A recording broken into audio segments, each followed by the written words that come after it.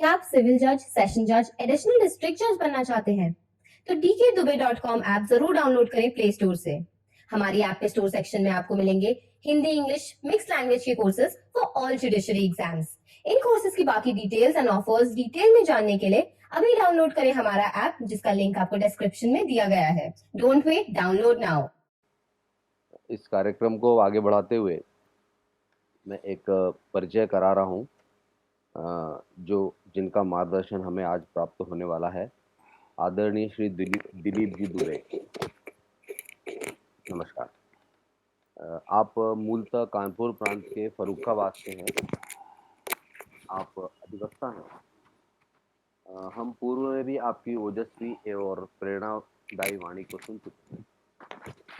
हम लालायित थे कि आपको फिर से सुने, पर वर्तमान में आप भारत में इंफॉर्मेशन टेक्नोलॉजी क्षेत्र में आत्मनिर्भर कैसे बने, इसके लिए कार्यरत हैं। आप सर्वोच्च न्यायालय में गवर्नमेंट एडवोकेट भी रह चुके हैं। पूर्व में जम्मू कश्मीर अध्ययन केंद्र, जिसमें जम्मू कश्मीर क्षेत्र में क्या संभावना और क्या हो सकता है, इसके लिए एक अध्ययन केंद्र शुरू हुआ था, अभी भी चल रहा है वो, जिसकी आप राष्ट्रीय लीगल टोली में हैं। आप संघ के स्वयंसेवक हैं, लगभग 30 वर्षों से स्वयंसेवक हैं और तृतीय वर्ष शिक्षित हैं। स्वदेशी सोशल मीडिया प्लेटफॉर्म बनाने की तरफ आप अग्रसर हैं। आपकी ओजस्वी वाणी को हम YouTube चैनल पर विभिन्न सामाजिक और विधिक विषयों पर आपके बौद्धिक हैं, हम कभी भी सुन सकते हैं। और मीडिया चैनल पर भी आपके चर्चा हम कई बार सुनते आए हैं। वर्तमान में एवं भविष्य में जम्मू कश्मीर में क्या स्थिति हो सकती है, इस विषय पर हमारा मार्गदर्शन करने के लिए आप उपस्थित हैं। मैं उनसे आग्रह करता हूं कि हमारा मार्गदर्शन करें। आदरणीय श्री दिलीप जी दुबे। जी समीर जी, धन्यवाद। आज के इस एकत्रीकरण में बंधुओं, जम्मू कश्मीर का विषय हम लोगों को लग रहा था या देश को लगने लगा था कि 5 अगस्त 2019 को सॉल्व हो गया। एक बात हमें सबको ध्यान रखनी चाहिए कि विषय जहाँ पर मानसिकता डेवलप हो जाए वहाँ विषय लंबे समय तक चलते हैं। 5 अगस्त 2019 को हम एक सफलता पा पाए, वो ये था कि जो कानूनी अड़चनें थीं या कानून सपोर्टिव था, लोगों के जो पृथकीकरण कर रहे थे या जो अलगाववादी थे, आतंकवादी थे, उनके सपोर्ट में कानून खड़ा था पिछले 60 साल से। वो कानून हम ख़त्म कर पाए, उसके लिए 60 साल का परिश्रम पूरे देश ने किया। 2019 के बाद हमने वहाँ फोर्सेस लगा दी। ठीक है, लोग भी वहाँ के कुछ इस प्रकार के मानसिकता के हैं कि वो सत्ता के साथ रहते हैं। सत्ता के साथ रहने से मतलब है कि एक प्रकरण मैं आपको बताता हूँ। एक बार नेहरू जी ने बख्शी गुलाम मोहम्मद को बुलाया। बख्शी गुलाम मोहम्मद वहाँ के प्रधानमंत्री, अभी मुख्यमंत्री कहते हैं, उस समय प्रधानमंत्री कहते थे, वहाँ के प्रधानमंत्री थे। शेख अब्दुल्ला ने विद्रोह कर दिया था, तो शेख अब्दुल्ला को नेहरू जी ने नज़रबंद कर दिया था। उससे पहले हालांकि शेख अब्दुल्ला उनके देश भर में सबसे फेवरेट व्यक्ति हुआ करते थे और भरी बैठकों में नेहरू जी कहते थे कि अगर प्रोग्रेसिव चीफ मिनिस्टर देखना है, प्राइम मिनिस्टर देखना है, तो शेख अब्दुल्ला को देखना चाहिए। लेकिन शेख अब्दुल्ला पर अत्यधिक विश्वास किया और विश्वासघात जब शेख अब्दुल्ला ने करना शुरू किया तो शेख अब्दुल्ला को नज़रबंद किया गया और बख्शी गुलाम मोहम्मद को वहाँ सरकार में लाया गया। एक बात और बड़ी गंभीर है, वो ये है कि जम्मू कश्मीर में सबसे लंबे समय तक कोई सत्ता में रहा तो वो कांग्रेस थी। शेख अब्दुल्ला के बाद फिर कांग्रेस आ गई, कांग्रेस चलती रही। फिर बाद में ये उमर अब्दुल्ला और फारूक अब्दुल्ला 90 के दशक में आए, लेकिन लंबे समय तक कांग्रेस वहाँ सत्ता पे रही। कांग्रेस चाहे वो राष्ट्रपति शासन लगा कर रही हो या फिर वो सीधी वहाँ सरकार बना कर रही हो। तो कांग्रेस के बख्शी गुलाम मोहम्मद थे। बख्शी गुलाम मोहम्मद को नेहरू जी ने बुलाया दिल्ली, और पूछा कि भाई आपके साथ कितने लोग हैं अब शेख अब्दुल्ला के नज़रबंद होने के बाद। तो बख्शी गुलाम मोहम्मद ने कहा 40 लाख लोग लगभग। तो कहा कि शेख के साथ कितने लोग होंगे, तो उन्होंने कहा 40 लाख। तो कहा टोटल आबादी कितनी जम्मू कश्मीर में, तो उन्होंने कहा 40 लाख। अब नेहरू जी ने उनसे पूछा कि ये 40 लाख आपके साथ, 40 लाख उनके साथ, 40 लाख टोटल आबादी, ये क्या आप पहेलियाँ बुझा रहे हो। तो उन्होंने कहा देखिए साहब, जम्मू कश्मीर का अपना एक स्वभाव है, और वो स्वभाव ये है कि वो सत्ता के साथ रहते हैं। दिल्ली जिस तरफ कूच करती है उस तरफ जम्मू कश्मीर के लोग होते हैं। दिल्ली शेख के साथ थी तो जम्मू कश्मीर की 40 लाख आबादी शेख के साथ खड़ी हो गई। दिल्ली आज बख्शी गुलाम मोहम्मद के साथ है तो जम्मू कश्मीर की आबादी बख्शी गुलाम मोहम्मद के साथ खड़ी हो गई। और कल को जो भी दिल्ली कहेगी वो दिल्ली के साथ राज्य सरकार, राज्य के लोग खड़े हो जाते हैं। ये जम्मू कश्मीर का स्वभाव है। लेकिन ये जो पीरियड चल रहा था, इसी पीरियड में आर्टिकल 35 कैपिटल ए आया। और आर्टिकल 35 कैपिटल ए मैं कहता हूँ कि शेख की गिरफ्तारी के बाद या उसी वही पीरियड है। बख्शी गुलाम मोहम्मद 57 में सत्ता में आ गए थे और 57 में ही constitution of Jammu Kashmir implementation में आया। तो बख्शी गुलाम मोहम्मद सत्ता में आए और उधर आर्टिकल 35 कैपिटल ए आ चुका था और अब जम्मू कश्मीर का कॉन्स्टिट्यूशन बनकर वहाँ इम्प्लीमेंट हो गया। तो कुल मिलाकर ये हुआ कि अब दिल्ली के साथ वहाँ के लोग क्यों खड़े हों जब कानून उनके साथ खड़ा है। तो बख्शी गुलाम मोहम्मद की वो बात जो स्वभाव जम्मू कश्मीर का है कि दिल्ली की सत्ता के साथ खड़े होंगे, वो वहाँ से ब्रेक होना शुरू होता है जैसे ही कॉन्स्टिट्यूशन ऑफ जम्मू कश्मीर पास होता है। और आर्टिकल 35 कैपिटल ए जैसे आर्टिकल्स जम्मू कश्मीर को दे दिए जाते हैं। वहाँ से अलगाववाद का बीज बोया जाता है। अब पीढ़ियों ने जन्म लिया वहाँ, तो जन्म लेने के बाद उनको तो यही लगा, जो नई पीढ़ी जन्म लिया उसको तो यही लगा कि भैया हम स्वायत्त हैं, हमारे पास बहुत सारे राइट्स हैं। फिर उन्होंने कहना शुरू किया हम भारत नहीं हैं, हम देश नहीं हैं और ये सब। तो कुल मिलाकर बात आई कि कानून उनके सपोर्ट में खड़ा हो गया, संविधान उनके सपोर्ट में खड़ा हो गया, उसका उन्होंने भरपूर लाभ उठाया सत्ता ने वहाँ की। और लोगों को, एक बड़ी आबादी को, वो भी केवल कश्मीर वैली के अंदर, पूरे जम्मू कश्मीर लद्दाख की बात नहीं है, कश्मीर वैली के अंदर 1,01,000 किलोमीटर टोटल जो अपने पास क्षेत्र था, उसमें से 10,000 किलोमीटर की वैली और 10,000 किलोमीटर में भी 6 जिले 10 में से, यानी कि लगभग 5 से 6,000 किलोमीटर स्क्वायर किलोमीटर का एरिया। अब आप सोच सकते हैं कि एक डिस्ट्रिक्ट हमारे यहाँ उत्तर प्रदेश या मध्य प्रदेश में जो एक डिस्ट्रिक्ट होता है वो भी 4-5 हज़ार किलोमीटर का बन जाता है। तो 5-7 हज़ार किलोमीटर का 6 डिस्ट्रिक्ट जम्मू कश्मीर में वो कानून का साथ लेते हुए, कानून के सपोर्ट लेते हुए उन्होंने वहाँ आतंकवाद और अलगाववाद का नारा छेड़ दिया। तो वो हमने 2019 को ख़त्म करके एटलीस्ट जो आम आदमी जिसको ये भ्रम था कि वो अलग है, जिसको ये भ्रम था कि वो भारत नहीं है, जिसको ये भ्रम था कि भारत केंद्र की सत्ता कुछ नहीं कर सकती, जिसको ये भ्रम था कि हम स्वतंत्र हो जाएंगे, पाकिस्तान हमारे साथ खड़ा है, वो सारे भ्रम हमने 5 अगस्त 2019 को तोड़ दिए। ये बात तोड़ने के बाद वहाँ एक सामान्य जनता जो है वो केंद्र के साथ आकर खड़ी हो गई, जैसा उसका स्वभाव है, क्योंकि अब कानून का सपोर्ट उसके साथ नहीं है। अब जिनका सपोर्ट उनके साथ हो सकता था, वहाँ के जो पॉलिटिशियंस थे, उनको भी हमने नज़रबंद कर दिया, जैसे शेख को किया था कभी। और जिनका सपोर्ट हो सकता था पाकिस्तान का, पाकिस्तान को भी केंद्र सरकार ने चारों ओर से ऐसा घेरा कि वो उसके यहाँ मतलब इकोनॉमी कैसे चलाए, इसमें ही वहां में लगा हुआ है वो। कुल मिलाकर जब सपोर्ट इस तरह के ख़त्म हो गए तो जम्मू कश्मीर के लोग, जिनको ये लगता था कि कोई हमारा सपोर्टर है, वो लोग वहाँ से धीरे धीरे करके अलग हो गए और उनको ये आभास हो गया कि नहीं, हमारा केंद्र के साथ ही हमारा भला है। लेकिन भाई कुछ लोगों में तो जम्स रहते हैं, और वो जम्स हैं क्या एक्चुअली? ये जम्स आज के नहीं हैं, ये हज़ारों साल के जम्स हैं। हज़ारों साल से जम्स मतलब जब जम्मू कश्मीर में इस्लाम ने प्रवेश किया था, और उस समय इस्लाम ने प्रवेश किया तो कश्मीर के बहुत बड़ी आबादी जो उन्होंने कन्वर्ट की और अपने साथ खड़ी की। अब उस आबादी को महाराजा हरि सिंह जब राजा बने तो महाराजा हरि सिंह ने सबसे पहला काम जो करने की कोशिश की वो ये किया कि जो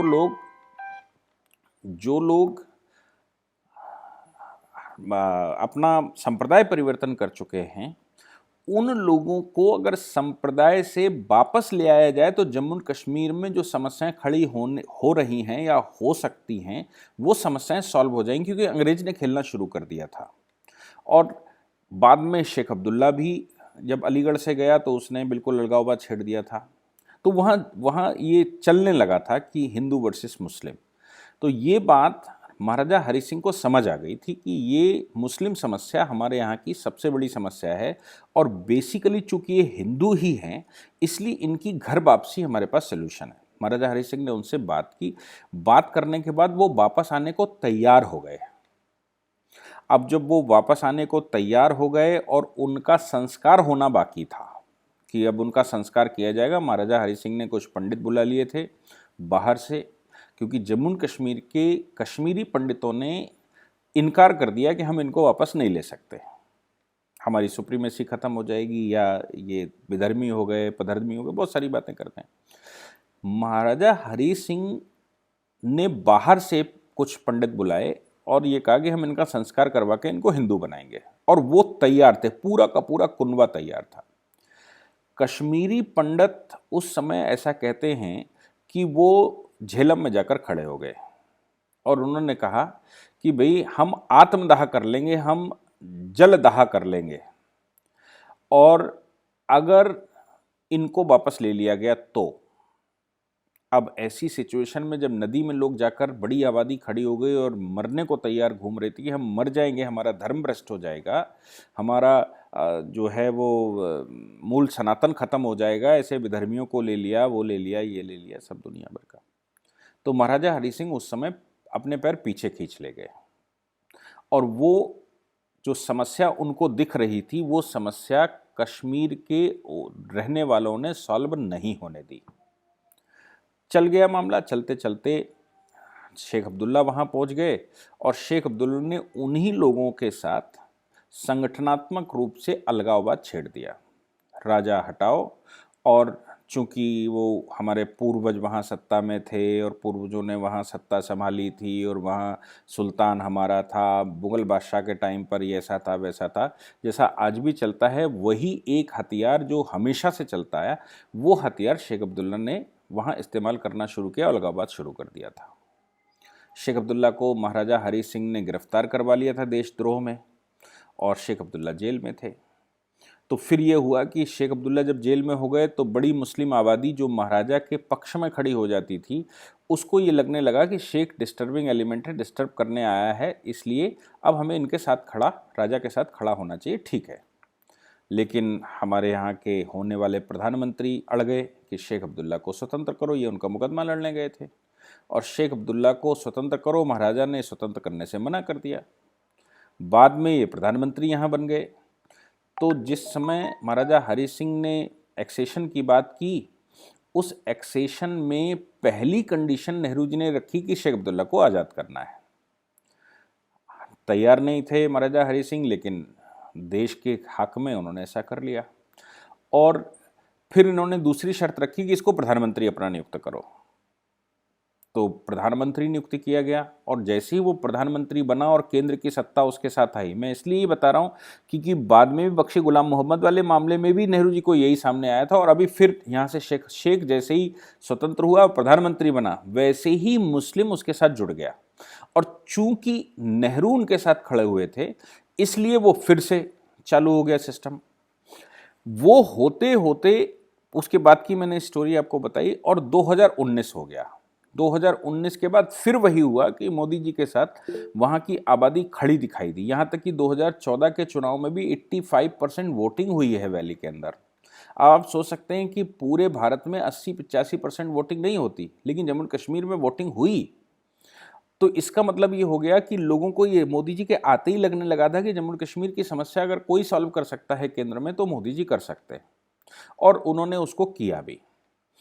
अब जब से ये अफगानिस्तान का प्रकरण हुआ तो जो लोग सुप्तावस्था में चले गए थे और इसलिए सुप्तावस्था में चले गए थे कि उनको ये लगने लगा था कि अब हमारा कोई सपोर्ट नहीं करेगा, यानी कि कानून भी मेरा सपोर्टर नहीं है और जो सत्ता में बैठे अलगाववादी लोग हैं वो भी नज़रबंद हैं। जब वही उनका ही सत्ता खत्म हो गई और इधर पाकिस्तान भी लगभग ऐसी स्थिति में आ गया कि वो सपोर्ट करने की स्थिति में नहीं था, तो ये बड़ी आबादी तो केंद्र के साथ खड़ी हुई और बाकी के लोग जिनके अंदर अभी वो इस्लामिक कीड़े बाकी थे और वो शेख का जिनको जो फॉलोवर्स थे, जिनको अलग स्वतंत्र जम्मू कश्मीर बनाना था, वो सुप्तावस्था में चले गए।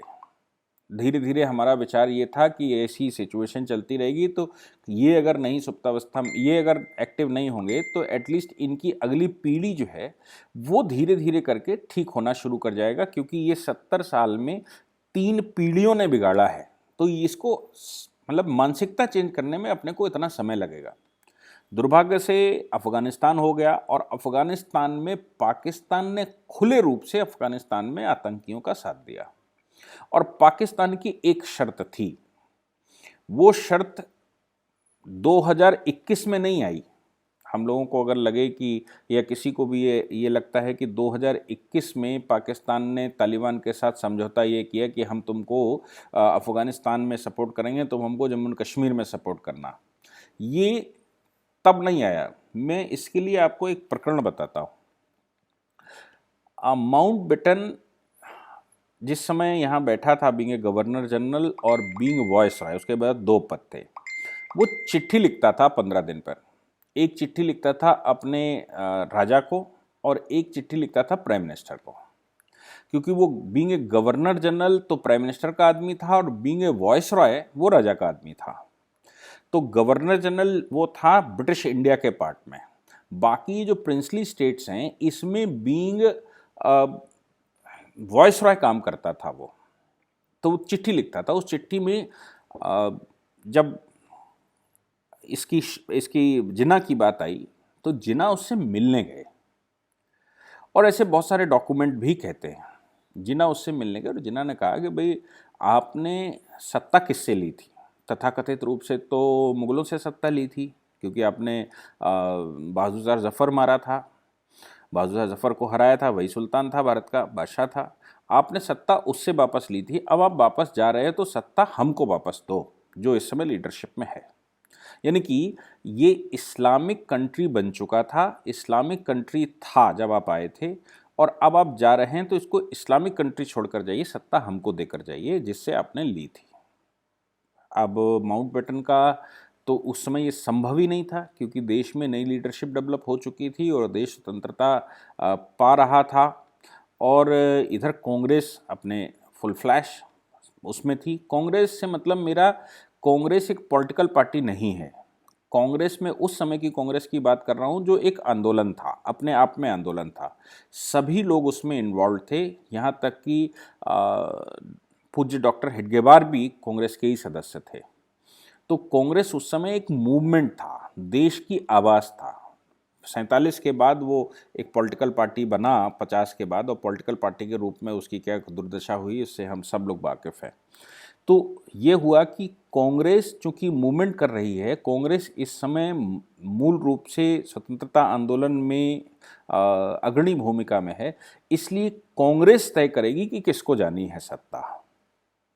अब लेकिन इसने जो दूसरी बात रखी तो उसने कहा अगर ऐसा संभव नहीं है कि आप सत्ता हमको ट्रांसफ़र कर सकें तो आप हमको एक ज़मीन का टुकड़ा दीजिए, हम उस ज़मीन के टुकड़े से स्वयं की सत्ता बनाएंगे और स्वयं की सत्ता बनाकर हिंदुस्तान को फतेह करेंगे। ऐसा उसके मन में विचार आया ये जिन्ना के। और जब पाकिस्तान का निर्माण हुआ, हम सब जानते हैं कि ये जो 15 अगस्त 1947 ये डेट नहीं थी, 1948 की मई में सत्ता ट्रांसफ़र करने का समय तय हुआ था और 2 नेशन थ्योरी ये लेकर आए थे। 2 नेशन थ्योरी जब लेकर आए थे, आप सोचो कि भारत में केवल 13% मुसलमान था उस समय, सिर्फ 13%, और उन्होंने जो आतंक मचाना शुरू किया तो सरकार उसको कंट्रोल कर सकती थी। अगर उस समय की सरकार करती। जब वो 100% उनका विद्रोह हो रहा था तब तो उन्होंने कंट्रोल कर लिया। 13% जब विद्रोह कर रहे हैं और ये कह रहे हैं हमें पाकिस्तान चाहिए, हमें एक देश चाहिए, तो वो कंट्रोल नहीं कर सकते थे। ये हास्यास्पद है। वो कंट्रोल कर सकते थे, बड़ी आसानी से कंट्रोल कर सकते थे, लेकिन उन्होंने उसको फ्री हैंड दिया और देश में 46 के दंगे हुए। 42 में भी डायरेक्ट एक्शन हुआ। चूँकि 42 में सभी देश संसार के स्वतंत्र होंगे ये तय हो गया था। ये यूएनओ की जो बैठकें चल रही थी उसमें उपनिवेशवाद खत्म होगा ऐसा निर्णय ले लिया गया था तेहरान डिक्लेरेशन में, और सबको स्वतंत्र होना है। तो इसलिए उनको भी, अंग्रेजों को भी मालूम था कि जब तय हो गया है कि उपनिवेशवाद खत्म होना है तो हमको छोटे कंट्री नहीं, हमें भारत भी छोड़कर जाना पड़ेगा। तो उनका जो 42 का डायरेक्ट एक्शन है उसको भी उन्होंने होने दिया और 46 के दंगे हुए उसको भी उन्होंने होने दिए। परिणाम ये निकला कि भारतीय लीडरशिप उस समय उस स्थिति में नहीं पहुंच पाई कि जो निर्णय ले सकती थी। उन्होंने भी उसी निर्णय में भागीदारी की और पाकिस्तान का निर्माण हो गया। पाकिस्तान का निर्माण होने के बाद जो जिस वजह से पाकिस्तान बना रहा है वो वजह अभी जिंदा थी। वो वजह ये थी कि हिंदुस्तान को दारुल इस्लाम बनाना और इस्लाम का शासन स्थापित करना और फिर बादशाहत अपने पास आना और पूरे हिंदुस्तान को फतेह करना। पाकिस्तान का निर्माण हुआ। पाकिस्तान का जब निर्माण हुआ तो हमारे यहाँ से जाकिर हुसैन, जो हमारे यहाँ के राष्ट्रपति हुए बाद में, जाकिर हुसैन का भतीजा, जाकिर हुसैन 7 भाई थे और दुर्भाग्य से जिस ज़िले से मैं आता हूँ फर्रुखाबाद, उसी ज़िले के थे वो। तो जाकिर हुसैन 7 भाई थे, 2 भाई यहाँ रह गए, 5 भाई पाकिस्तान चले गए और पाकिस्तान बनने की प्रक्रिया में ये पूरा परिवार बहुत इन्वॉल्व था। वहाँ वो उनका एक भाई कश्मीर मामलों का मंत्री बना और इधर ये जाकिर हुसैन अलीगढ़ मुस्लिम यूनिवर्सिटी के वाइस चांसलर हो गए। तो अलीगढ़ मुस्लिम यूनिवर्सिटी ही एक देश में ऐसी यूनिवर्सिटी थी जो पूरी स्ट्रेटजी देश तोड़ो चलाती थी, उसने ही पाकिस्तान बनाया उस समय। और आज भी वही देश में जितनी गतिविधियां इस तरह की चलती हैं वो स्ट्रेटजी वहाँ से बनती है। उसके कानूनी पहलू, उसके सोशल पहलू, उसके impact, social impact, word impact, सब कुछ रिसर्चें वहाँ होती हैं अलीगढ़ मुस्लिम यूनिवर्सिटी।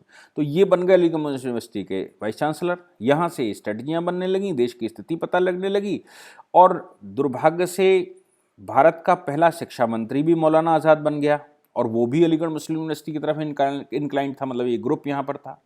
मिस्टर लारी और बहुत सारे संविधान सभा में बहुत सारे मुस्लिम्स इन्वॉल्व कर दिए गए। कुल मिलाकर भारत की पूरी स्ट्रेटजी क्या है ये पाकिस्तान को पता लगने लगी और उन्होंने जम्मू कश्मीर पहला टारगेट बनाया कि हम जम्मू कश्मीर से कब्जा करना भारत पर शुरू करेंगे। जम्मू कश्मीर पर उन्होंने हमला कर दिया। किसने? कश्मीर मामलों का जो मंत्री है वो जाकिर हुसैन का भाई है। आपको याद होगा बाद में भी ये जो सलमान खुर्शीद है ना, सलमान खुर्शीद के ऊपर मुकदमे भी हुए थे जब ये पाकिस्तान से हमारा युद्ध हुआ है। तो सलमान खुर्शीद के ऊपर भी बहुत सारे प्रश्न लगे थे उस समय कि ये पाकिस्तान की जासूसी कर रहे थे। जो अभी मिनिस्टर रहे जाकिर हुसैन के पोते हैं वो। कुल मिलाकर बात ये आई कि पाकिस्तान उस समय से एक ही विचार पर आया कि हिंदुस्तान पर कब्जा करना है और हिंदुस्तान को दारुल इस्लाम के तहत लाना है और इस पर शासन करना है। जम्मू कश्मीर पर हमला हो गया। जम्मू कश्मीर का एक बहुत बड़ा भूभाग, लगभग 60% भाग पाकिस्तान ने कब्जा कर लिया। जम्मू कश्मीर लद्दाख का, जिसको आप आज गिलगिट बाल्टिस्तान मीरपुर मुजफ्फराबाद कहते हैं। तो ये जो ख्वाब उनका 47 में बुना गया कि हम पूरे 46 में जो उसने सोचा जिन्ना ने कि हम पूरे हिंदुस्तान पर शासन करेंगे और अब अगर ऐसे नहीं तो हम जीत लेंगे, आप लोग यहाँ से जाइए तो हम जीत लेंगे पूरे हिंदुस्तान को और जीत कर हम शासन स्थापित कर लेंगे। उसने युद्ध कर दिया 47 का। इसी कड़ी में 65 का युद्ध तो बिना किसी कारण के कर दिया, कोई कारण ही नहीं था। फिर 71 का युद्ध बांग्लादेश के अंदर डिस्टर्बेंस मुजीबुर रहमान का था, युद्ध हमसे हुआ। फिर कारगिल, फिर उन्होंने अपरोक्ष युद्ध करना शुरू किया, यहाँ आतंकवादी भेजकर, यहाँ बॉम्ब विस्फोट करवाकर, यहाँ दुनिया भर का। और यही प्रक्रिया CAA तक आई और अभी भी वही चल रही है कि जो उनके समर्थक हैं भारत में, जो जिनको उनकी बात समझ में आती है, वो उनका भरपूर साथ देते हैं। अब तालिबान उनको साथ मिल गया क्योंकि पाकिस्तान का निर्माण ही हिंदुस्तान पर कब्जा करने के लिए हुआ था। तो पहला टारगेट उन्होंने जम्मू कश्मीर बनाया था और उस टारगेट में ही वो 47 में कुछ हद तक सफल हो गए, लेकिन उसके आगे नहीं बढ़ पाए वो कभी। अब उनको लगता है कि तालिबान हमारे साथ हो गया और ये वर्ल्ड के बेस्ट क्लास के आतंकी हैं, इसलिए इनका साथ अगर हमको मिलता है तो हम हिंदुस्तान पर पुनः कब्जा करने की प्रक्रिया शुरू कर सकते हैं। उन्होंने जम्मू कश्मीर में वो प्रक्रिया शुरू कर दी है। आतंकी, अब चूंकि इतना बड़ा प्रदेश है, 2 करोड़ की आबादी है, कैसे इतने लोगों को वॉच किया जा सकता है, और मानसिकता लोगों की दूसरे तरह की आ चुकी है। मानसिकता से मतलब है कि 70 साल जिस मानसिकता को पोषित किया, उसको आप 2 साल में कानून चेंज करके ऐसा नहीं कह सकते कि नहीं ये एकदम सुधर जाएंगे। जैसे मैंने कहा कि 3 से 4 पीढ़ियां लगी हैं इसको खराब करने में, इसलिए 1-2 पीढ़ी इसको सुधारने में भी लगेगी, क्योंकि एकदम आप उसको नहीं सुधार सकते। अब तालिबान का साथ मिल गया तो पाकिस्तान ने फिर वही प्रक्रिया शुरू की, और जम्मू कश्मीर के अंदर के जो कुछ लोग, मैं अब जम्मू कश्मीर के पूरे की बात नहीं करता, इसलिए नहीं करता क्योंकि उनका स्वभाव है केंद्र की सत्ता के साथ रहना, लेकिन कुछ लोग जो अब इन लोगों को ये विश्वास दिलाना चाहते हैं, जो लोग केंद्र की सरकार के साथ खड़े हो गए, जिनको ये विश्वास हो गया कि नहीं अब यही चलेगा, अब वो शेख अब्दुल्ला का फार्मूला नहीं चलेगा, उनको विश्वास दिलाने के लिए ये जो घटनाएं पिछले 4-5 दिन से हो रही हैं वो शुरू की उन्होंने। अच्छा, हम पूरे देश में ये कहते थे या कहते हैं कि भाई ये कैसा इस्लाम है, ये कौन सा जिहाद है, ये जो इस्लाम और जिहाद की बात ये कर रहे हैं, इससे ये मुसलमानों को ही तो मार रहे हैं, ये कौन से हिंदुओं को मार रहे हैं, ये तो मुसलमानों को ही मारते हैं। जम्मू कश्मीर में आज तक आतंकवाद में भेंट चढ़े, मैं कश्मीरी पंडितों को अगर माइनस कर दूं तो सबसे ज़्यादा मुसलमान थे, जो सत्ता में थे, जो पुलिस में थे, जो वहाँ सिस्टम में थे, उनकी हत्याएं हुई हैं। तो अभी अभी आपने देखा होगा कि एक मुस्लिम कोप को मार दिया, फिर उन्होंने पीछे अभी वो जहाँ क्या नाम तमाम तरह के जो मिलिट्री में भर्ती हो गए मुस्लिम वैली से, उनको मार दिया। कुल मिलाकर उनका एक उद्देश्य इस समय है, वो ये है कि जो 2019 के बाद लोगों का विश्वास आतंकवाद से उठ गया है और वो सरकार के साथ चल दिए हैं, उनको पुनः इन किन प्रकार ये विश्वास दिलाना कि तुम अलग देश बना सकते हो, तुम इस्लाम के नाम से अलग शासन कर सकते हो, तुम इस्लाम हो। और इस्लाम की दुनिया भर की जो कहानियाँ बताई जाती हैं कि किताब में ये लिखा है, पैगंबर ऐसा कह गए, ये उन्होंने किया था, परिस्थितियाँ ऐसी थीं तब ये किया था, कबीलों पे हमले ऐसे किए गए थे, ये सब कहानियाँ वहाँ फिर से करनी शुरू की हैं। हालांकि सरकार बड़ी सख्त है, फिर भी इतने बड़े प्रदेश में आप सब कुछ कंट्रोल नहीं कर सकते, तो सब कुछ कंट्रोल किया जा रहा है, फिर भी एक आध घटनाएं वो करके लोगों को विश्वास करना चाहते हैं। दूसरा ये है कि हिंदू जो वहाँ वापस जाने का मन बना चुके हैं या धीरे धीरे वापस जाने की प्रक्रिया में हैं, या वहाँ पर जो आबादी अलग से बसाई जा रही है, लोगों को उनके घर वापस दिए जा रहे हैं। जैसे आपको याद होगा रोशनी एक्ट ख़त्म कर दिया, अब जो लोग भी 1989-90 में वहाँ अपनी ज़मीनें छोड़कर आए और लोगों ने कब्जे कर लिए, वो ज़मीनें पुनः वापस करने के कानून वहाँ बन गए हैं, और ये हो गया कि जिसने कब्जा करके रखा उसको छोड़ना पड़ेगा वो ज़मीन, और जो कश्मीरी हिंदू देश के किसी कोने में चला गया वो अपने मकान को पुनः वहाँ कब्जा ले सकता है। ये प्रक्रिया वहाँ चल रही है फोर्स लगाकर। तो अब उनके 2 इशू हैं। पहला इशू ये है कि हिंदू यहाँ आ गया तो समस्या हो जाएगी, डोमिसाइल राज्य सरकार बना ही रही है और लोगों को स्थापित भी कर रही है, वहाँ पर लोगों के घर वापस कर रही है, जो ज़मीनें कब्जा कर ली थी रोशनी एक्ट के माध्यम से वो सब ज़मीनें वापस हो गई हैं। तो अब मुस्लिम आबादी प्री 1947 पहुँचने वाली है, क्योंकि 1947 में शेख अब्दुल्ला के बैठने के बाद या 1947 में शेख अब्दुल्ला के बैठने के बाद जो तुष्टीकरण हुआ और मुस्लिमों ने सरकारी ज़मीनें और हिंदुओं का एक्सोडस होना और वो कब्जे करके रखे थे, वो सरकारी ज़मीन भी सरकार को वापस आए, वो कश्मीरी हिंदुओं के घर, मकान, ज़मीनें जो मुसलमानों ने कब्जा कर लिए, और शेख ने कानून पास, फारूक अब्दुल्ला ने कानून पास करके लैंड टू द टिलर्स, पहले शेख ने पास किया land to the tillers. Land to the tillers का मतलब होता है जो जोत रहा है ज़मीन उसको दे देंगे। अब हिंदुओं को निकाल दिया गया तो लैंड टू द टिलर्स किसकी हो गई? मुसलमान जोत रहा है, ज़मीन उसके नाम कर दी उन्होंने। वो सब कानून पलट दिए गए हैं। और हाईकोर्ट ने भी भरपूर, जब हाईकोर्ट में पिटीशनें गई तो हाईकोर्ट ने भी कहा कि भाई गलत तो गलत है, इसलिए सरकार का स्टैंड बिल्कुल ठीक है। अब अगर ये सब कुछ हो गया जो पिछले 2 साल में वहाँ राज्य में केंद्र शासित प्रदेश कर रहा है और केंद्र सरकार उसका फुल सपोर्ट कर रही है, तो फिर मुसलमान 1947 की सिचुएशन पर आ जाएगा, यानी कि उसके पास जो लिमिटेड ज़मीन हुआ करती थी वो लिमिटेड ज़मीन पर आ जाएगा। तो अब उस मुसलमान को वहाँ भड़काकर अपने साथ खड़ा करना, किस नाम से कि अब ये जो हिंदू सरकार है ये तुम्हारे ऊपर अत्याचार कर रही है। दूसरी बात, जो हिंदू वहाँ घर वापसी की विचार कर रहा है या जो रिस्टोरेशन सरकार करवा रही है वो हिम्मत ना कर पाए, इसलिए उन्होंने जो ये स्कूल वाली घटना हुई, प्रिंसिपल को निकालकर और मजहब पूछकर लोगों को बाहर निकाला और गोली मारी, तो वो उसका कारण कि जो प्रश्न इस्लाम पर खड़ा होता है कि भाई इस्लाम अगर वाकई में रिलीजन ऑफ पीस है तो मुसलमानों को क्यों मार रहा है? तो उन्होंने कहा कि अब हम मुसलमान नहीं मारेंगे, हम हिंदू मारेंगे, तो मुसलमान एटलीस्ट हमारे साथ खड़ा होगा।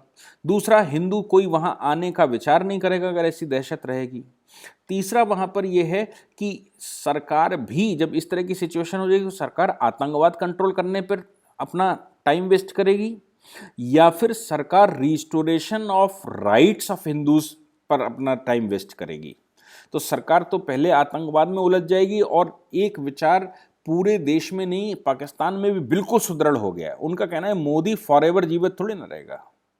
ये मोदी जी के जो अब साइलेंट मोड में काम चल रहा है, अब वो सीधा प्रखर होकर नहीं कर रहे हैं, विश्व समुदाय को भी अपने साथ साधे हुए हैं और अंदर अंदर इस तरह की जो जड़ है, जड़ पर काम हो रहा है।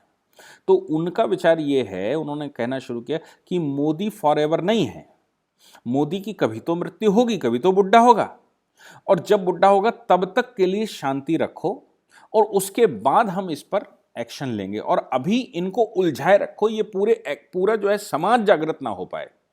यानी कि हिंदू जो वहाँ का है, कश्मीरी हिंदू, वो कश्मीरी हिंदू कहीं स्वाभिमान महसूस ना कर पाए, कहीं वो फिर से वहाँ इस्टेब्लिश ना हो जाए, और वो फिर से इस्टेब्लिश हो गया तो वहाँ के वो की पर्सन्स थे, सत्ता उनके हाथ में थी, जमींदारी उनके हाथ में थी, ज़मीनें उनके हाथ में है। तो अगर ये दोबारा जागरूक हो गया और अब परिस्थिति बदल चुकी, सरकार भी उनका सपोर्ट दे देगी और भविष्य में भी सरकारों को सपोर्ट देना पड़ेगा, और ये मीडिया का ज़माना है, पूरा देश सपोर्ट कर देगा। तो ऐसी परिस्थिति बनाओ कि ये हिम्मत ही ना कर पाएं कि ये यहाँ पर वापस आएं और ये ज़मीनों के विषय में सोचें। अगर ये सोचें भी तो ये औने पौने में बेचकर यहाँ से जाएं, अपना जो पैसा खड़ा करना है वो पैसा खड़ा करके और यहाँ से निकल जाएं।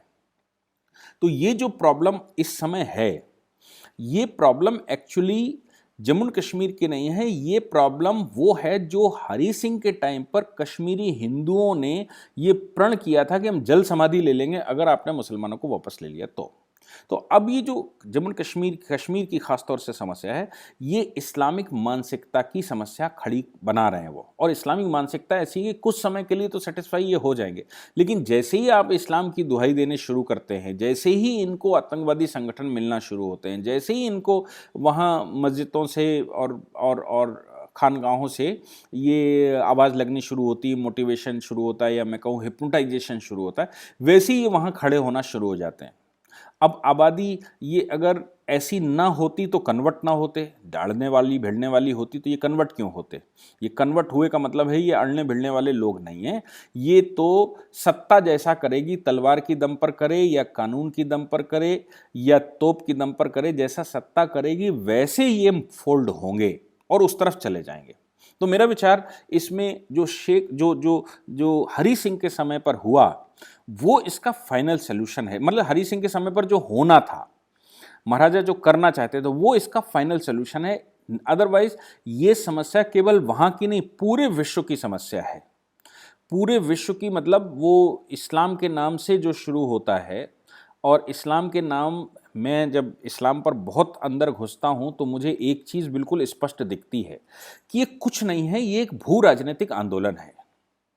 भूमि और राजनीति भूमि मेरे पास होनी चाहिए और राजनीतिक सत्ता मेरे पास होनी चाहिए। ये मुस्लिम कॉन्सेप्ट है।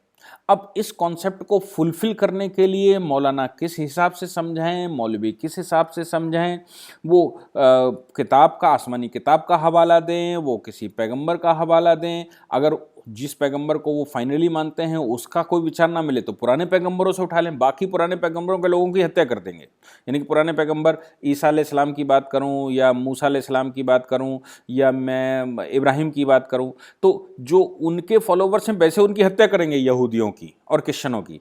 लेकिन अगर आतंकवाद फैलाने की कोई बात उनकी मिल जाती है तो वहां से उठा लेंगे, कहेंगे वो तो ईसा अलैहिस्सलाम कह गए, ईसा अलैहिस्सलाम मतलब ईसा मसीह कह गए, या इब्राहिम अलैहिस्सलाम कह गए, यानी कि यहूदियों के वो कह गए। तो ये सब जो है वो वहाँ से उठाकर और कोड करना शुरू कर देंगे कि वो ऐसी परिस्थितियों में उन्होंने ये किया वो किया। कुल मिलाकर ये आता है कि भूमि और राजनीति अपने हाथ में लेने के लिए इस्लाम एक फोल्डेबल वेपन है, जैसे चाहो वैसे इस्तेमाल कर लो और वैसे उसको कर लो। अब बड़ी आबादी ये कहना शुरू कर देगी उसमें कि नहीं साहब इस्लाम के नाम से चलो हम विरोध नहीं करते, हम सपोर्ट नहीं करते तो हम विरोध भी नहीं करेंगे, हम चुपचाप बैठ जाएंगे। अब वो चुपचाप बैठ गए तो अब जब बाकी 80% आबादी चुप बैठ गई और 20% उदंग मचाने वाली है, तो वो फिर ये लगेगा कि नहीं 100% आबादी ऐसा ही कर रही है, 100% ऐसा ही चाहती है। फिर उसके ऊपर आजकल हमारे पास मीडिया भी खूब ठीक ठाक कर रही है और देश भर को कुछ ना कुछ उल्टा सीधा समझाती रहती है। तो मुझे लग रहा है जहाँ तक कि जम्मू और कश्मीर नहीं, पूरे देश में, हमारे पूरे देश में, चूंकि 25 करोड़ आबादी है, इनको कैसे समझाएगी भारत की जनता, ये देश को तय करना पड़ेगा।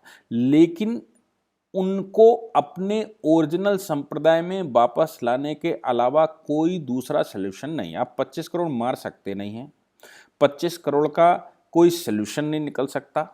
25 करोड़ का सिर्फ एक सल्यूशन है जम्मू कश्मीर सहित पूरे देश में, कि उनकी घर वापसी हो और उनको ये समझाया जाए क्या तुम्हारे पूर्वज इस इस्लाम में गए थे जो मारकाट करता है, जो मुसलमानों को ही मारता है, जो कभी शिया सुन्नी के नाम से करता है, कभी बहलवी दहलवी के नाम से करता है, तो कभी वो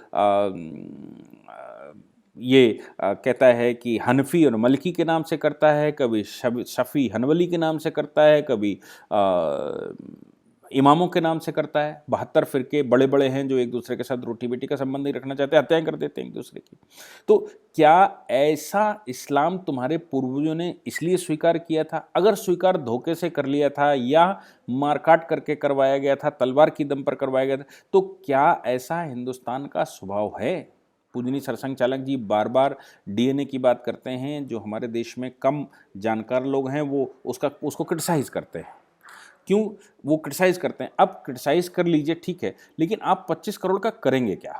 तो ये जो समस्या जम्मू कश्मीर की है, ये केवल जम्मू कश्मीर की समस्या नहीं है, ये केरला की भी समस्या है, ये बंगाल की भी समस्या है, ये असम की भी समस्या है, ये उत्तर प्रदेश की समस्या है। ये समस्याएं तमिलनाडु, उड़ीसा, सब जगह हैं। और सिर्फ एक समस्या है, और वो समस्या है इस्लामिक चरमपंथ। और उस चरमपंथ ने हमारी आबादी में से, मैं कहूँ 25 करोड़ में से, अगर 1% को वो समझाने में सफल हो गए, 1% केवल, तो आप समझ सकते हैं कि 25 करोड़ का 1% 25 लाख बनता है। और मैं ये कहूँ कि 0.1%, 1% भी नहीं, 0.1% तो 2.5 लाख बनता है। मैं ये कहूँ 0.01%, तो आप सोच सकते हैं कि 25,000 बनता है। 25,000 लोग अगर आतंकवाद पर आ जाएंगे, 0.01% लोग, बाकी के लोग 99.999% लोग भारतीय फिलॉसफी में रहेंगे और वो ना हाँ करेंगे ना करेंगे, वो शांत रह जाएंगे 25 करोड़ मुसलमान।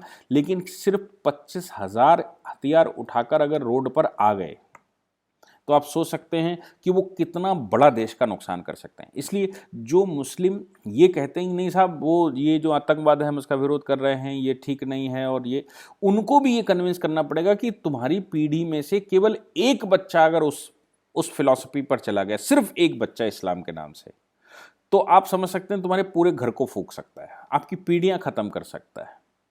ये हमको कन्विंस करना पड़ेगा। अगर हम वो कन्विंस नहीं कर पाते हैं, और ऐसा नहीं है ये असंभव हो, भारत में ऐसा कई बार हुआ है, कई बार हुआ। मैं आपको उसका एक इलस्ट्रेशन बताता हूँ अगर समय है तो। एक इलस्ट्रेशन उसको बताकर मैं अपनी बात को यहीं पूरा करूँगा कि अशोक जब सत्ता में बैठा तो सत्ता में बैठने के बाद वो कलिंग का युद्ध कराया था। 1 लाख लोगों को लोग कहते हैं कि वो कत्लेआम करके आया था। अशोक ने कहा कि अब बुद्ध चलेगा भारत में।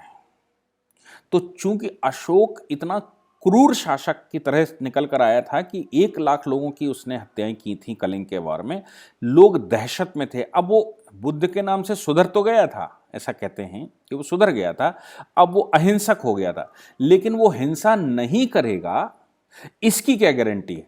क्योंकि जो एक बार 1 लाख लोगों को मार चुका है वो अगर सुधर गया है तो उसको सुधरे रहने दो और उसका सपोर्ट करो।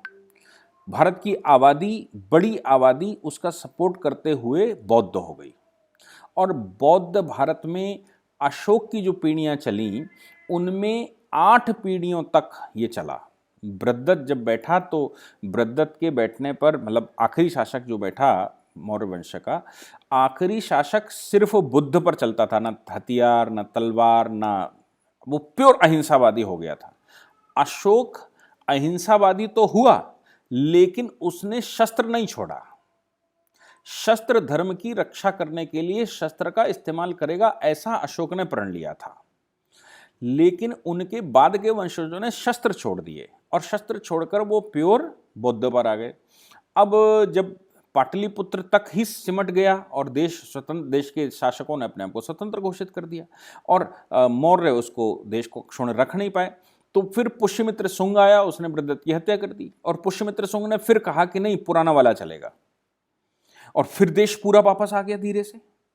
आप सोचो कि पूरा देश बौद्ध हो गया हो अशोक को सपोर्ट करने पर और पूरा देश वापस आया हो।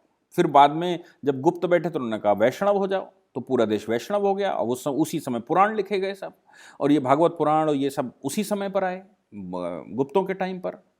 इसके बाद मुसलमान भारत में आए तो मुसलमान और भारत इस्लामिक कंट्री बन गया। भले ही इस्लाम स्वीकार करने वालों की संख्या कम थी लेकिन सत्ता जो होती है वही कहा जाता है। तो सत्ता चूंकि अफगानी या मुगल बैठ गए और वो लगभग 800 वर्ष तक छोटा बड़ा शासन करते हुए बैठे रहे तो इस्लामिक कंट्री कहा जाने लगा। खुतबा पढ़ा जाता था और उस समय खलीफा का खुतबा भारत में पढ़ा जाता था। भारत की करेंसी सिक्के में भी खलीफा की तस्वीर छपने लगी थी, इस्लामिक हो गया। उसके बाद फिर क्रिश्चियन आए। क्रिश्चियनों ने भारत में मिशनरी का काम शुरू कर दिया और मिशनरी इतनी बड़ी तादाद में उन्होंने बैठा दी कि आप यकीन करिए कि 1941 का जो वाइट पेपर है, मतलब जो जनगणना है, हालांकि वो पब्लिश नहीं हुई थी, लेकिन जो वाइट पेपर पटेल ने पब्लिश किया था वो वाइट पेपर अंग्रेजों की हुई जनगणना में कहता है कि 46% क्रिश्चियन है भारत में। और आप सोचो कि 41 में 13% मुसलमान और 46% क्रिश्चियन, तो 60% तो यही हो गए। बाकी के 40% में हम जातियों में बटे हुए लोग हैं। तो क्रिश्चियनों में भी जब क्रिश्चियन यहाँ पर बैठे तो लोग उनके फॉलोवर बन गए, उन्होंने पूजा पाठ बंद कर दिया, उनके चर्चों में जाने लगे। हालांकि वो अपने नाम नहीं बदले, ये वो नहीं किया होगा, लेकिन वो चर्चों में जाने लगे। तो उन्होंने कहा जब जो चर्च में आता वो क्रिश्चियन हो गया, धीरे से पाइपलाइन में आएगा, हम इसके अगली पीढ़ी को तो प्योर क्रिश्चियन बना देंगे और इस देश को अब आगे एक क्रिश्चियन कंट्री की तरह बना देंगे, जैसा उन्होंने पूरे यूरोप में किया। क्योंकि 2000 साल पहले ही तो आया ना ईसाइयत और 1500 साल पहले ही तो आई इस्लाम। इन दोनों ने जो अपना शस्त्र बनाया वो बनाया संप्रदाय परिवर्तन। तो संप्रदाय परिवर्तन करके इन्होंने सत्ताएं स्थापित की। तो अब अंग्रेजों ने क्रिश्चियन बना लिया, हम स्वतंत्र हुए। स्वतंत्रता के बाद हमको इन 4-5 घटनाओं से, जो बृहद्रथ के समय पर हुई, जो अशोक के समय पर हुई, जो राजपूतों के समय पर या मैं कहूँ गुप्तों के समय पर हुई, फिर मुसलमानों के समय पर, फिर क्रिश्चियनों के समय पर, इन 4-5 घटनाओं को ध्यान में रखते हुए भारत को हिंदू राष्ट्र घोषित करना था। और बाधा अब समाप्त इसलिए हो चुकी थी कि ये पाकिस्तान बन चुका था। और आप अगर हिंदू राष्ट्र घोषित करते और लोगों को कहते तो ये जो मुसलमान यहाँ पर रुका भी था, जितने परसेंट भी 2-4%, वो भी अपने आप को हिंदू ही कहने वाला था। नहीं हमने किया, ये हमारी एक ऐतिहासिक भूल है जो हजारों सालों के बाद हमसे ये भूल हुई। अब उसको जानबूझकर भूल की गई हो, अनजाने में भूल की गई हो, मुस्लिम प्रभाव में भूल की गई हो या फिर वो भूल ब्रिटिश प्रभाव में की गई हो, जो भी हुआ, वो समस्या हमारे देश में आज फिर उभर कर सामने खड़ी हो गई। तो समस्या का मूल जो है वो है विचारधारा। अब हम विचारधारा रखते हैं, हम कहते हैं सेक्रीफाइस कर देंगे हम देश के लिए। वो कहते हैं हम देश के लिए नहीं, इस्लाम के लिए सेक्रीफाइस कर देंगे। तो हम देश के लिए सेक्रीफाइस करते हैं, हम इस संस्कृति के लिए सेक्रीफाइस करते हैं, हम आगे वंशों के लिए सेक्रीफाइस करते हैं। वो अपने वंशों को मारकर भी ये कहते हैं हम इनको भी मार देंगे, सेक्रीफाइस कर रहे हैं इस्लाम के लिए। तो वो मुझे लगता है कि सोल्यूशन अगर भारत निकाल पाया तो भारत इस समस्या से बच पाएगा, और अगर भारत नहीं निकाल पाया, इस समस्या से बाहर घर वापसी नहीं करवा पाया, तो भारत का भविष्य में हमारी आने वाली पीढ़ियों को बहुत ज़्यादा संघर्ष करना पड़ेगा। और वो संघर्ष करने की स्थिति में होंगे भी कि नहीं होंगे, वो संघर्ष उस लेवल पर कर भी पाएंगे कि नहीं कर पाएंगे जो हम कर सकते हैं आज, तो वो भविष्य तय करेगा। मुझे लगता है कि जम्मू एंड कश्मीर के विषय से लेकर जो मूल समस्याएं मेरी समझ में आती हैं, मेरे अपने अल्प ज्ञान में जो आई, वो मैंने आपको बताने का प्रयास किया है, और भविष्य यहीं पर इसी बात पर है, नहीं तो ये समस्याएं समाप्त नहीं होती। जी, बहुत बहुत धन्यवाद दिलीप जी।